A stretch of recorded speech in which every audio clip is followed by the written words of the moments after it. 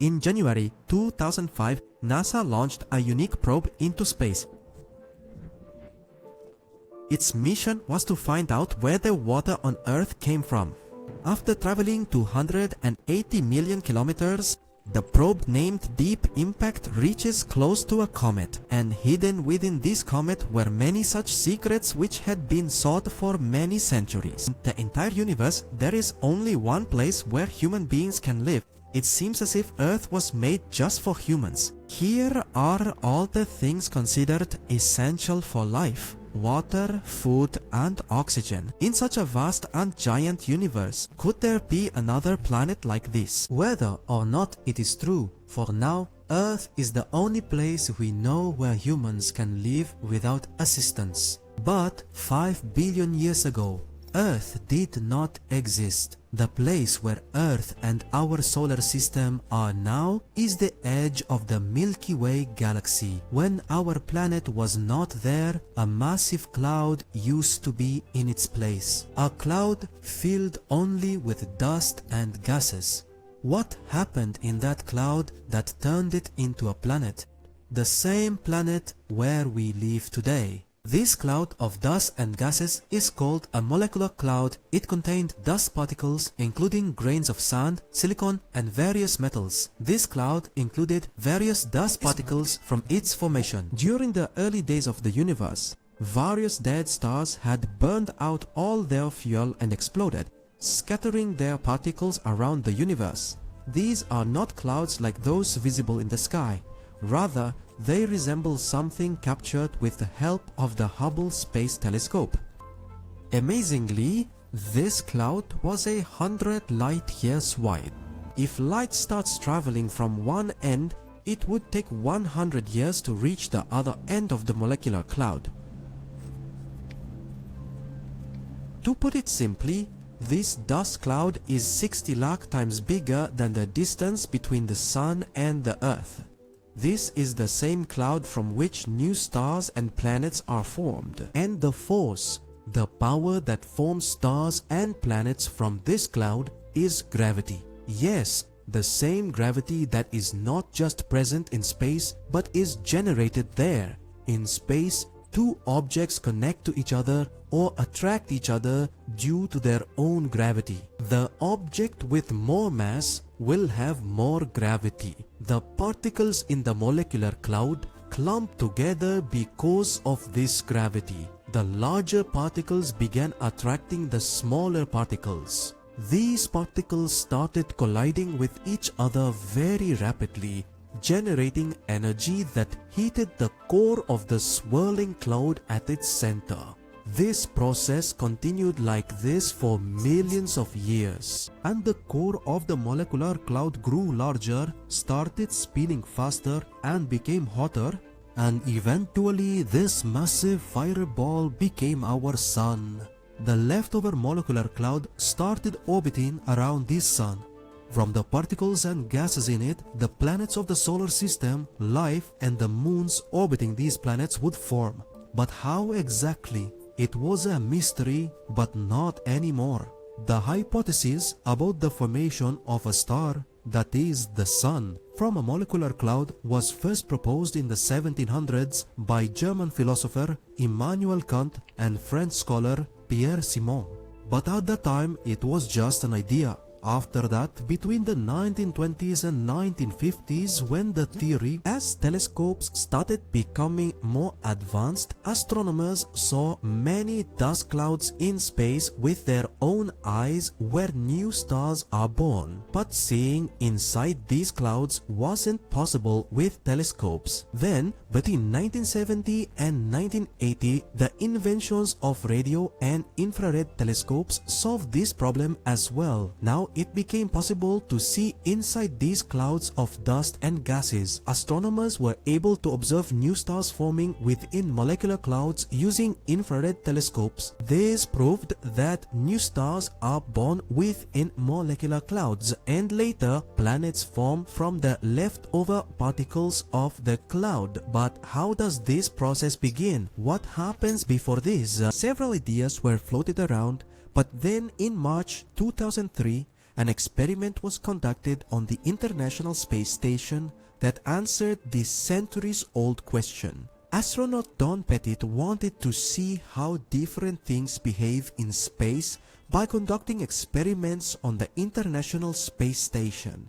He created water bubbles and added dissolvable tablets inside them, made colorful blobs of water, and put salt in a plastic bag and spun it around.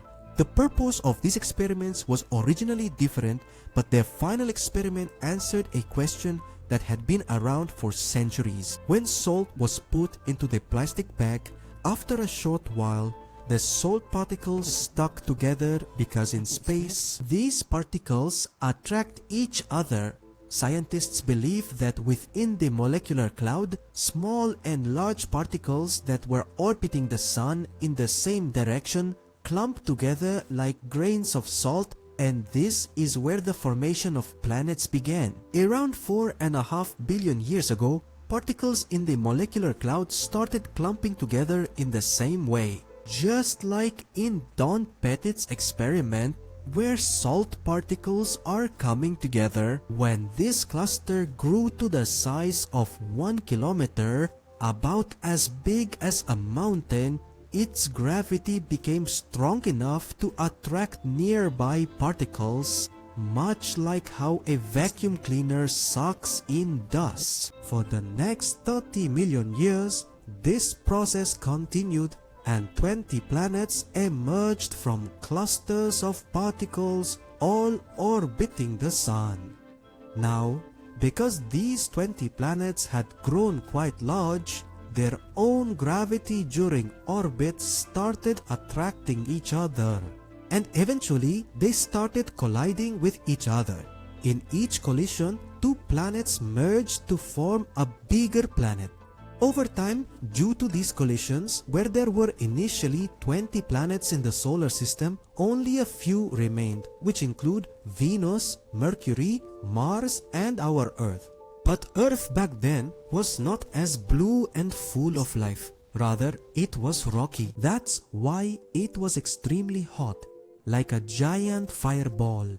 Astronomers believe it took Earth around 30 million years to reach this point. At that time, Earth's temperature was approximately 5,000 degrees Celsius, meaning if any living organism came here, it would evaporate in less than a second. Signs of life on Earth would only emerge when its temperature drops. But until it cooled down, it had to face the biggest threat to its existence: solar storms. Yes, the rays emitted by the sun, whenever they enter a planet, they cause significant damage to its atmosphere. These same solar storms also affect other planets, and their life cannot really thrive here. You don't have to go too far. Mars, which is Earth's neighboring planet, had its chances of hosting life eliminated by solar storms. But how Earth managed to withstand those same solar storms is a secret hidden in Earth's core. When Earth started forming in the molecular cloud, its temperature rose significantly. This temperature turned Earth into a fireball. Rocks melted along with the iron and nickel within them. Now, because iron and nickel are quite heavy, they started sinking into Earth's core. Geophysicists believe that whenever molten iron is spun around, it creates a magnetic field around itself. Since the molten iron's mass is quite substantial, it began to sink into Earth's core. Only when the quantity is greater, it generates a magnetic field, and the area in space where this magnetic field extends is called the magnetosphere. Normally, this magnetic field spreads up to 370,000 kilometers on the side of Earth facing the Sun, which is approximately as far as the Moon. And on the side not facing the Sun, Earth's magnetic field extends for millions of kilometers. This is why the magnetic field blocks the radiation coming from the Sun. At the north and south poles, the magnetic field is weaker, so the radiation enters the atmosphere and interacts with particles to create the aurora effect. which we also call the northern and southern lights. They say these radiations are so minimal that they cause no harm. The new Earth managed to withstand solar storms, but it still wasn't perfect for life. Earth had to go through another very challenging phase. A planetary collision. How did we humans find out about it? For that, we have to go back to the 1960s. The United States planned several Apollo missions and sent astronauts to the moon for research. Initially, it was believed that the moon was a piece of Earth that had separated for some reason. But when the astronauts went to the moon and brought back some rock samples, these rocks did not look like the ones found on Earth. It seemed that if you were to burn these rocks, further investigation revealed that the oxygen isotopes in the stones from the moon and the Earth are the same, proving that the moon was originally part of Earth.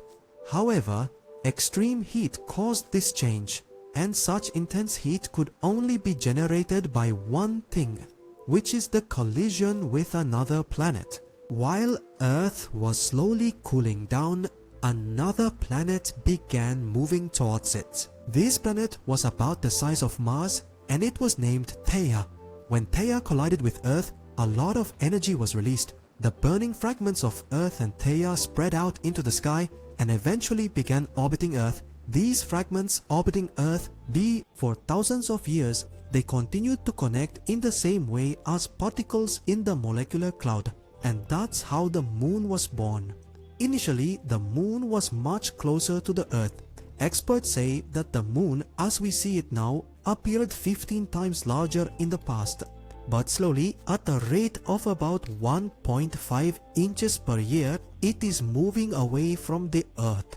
Let me tell you that Theia's catastrophic collision with Earth and the formation of the moon were the two events that allowed us to exist in this world today.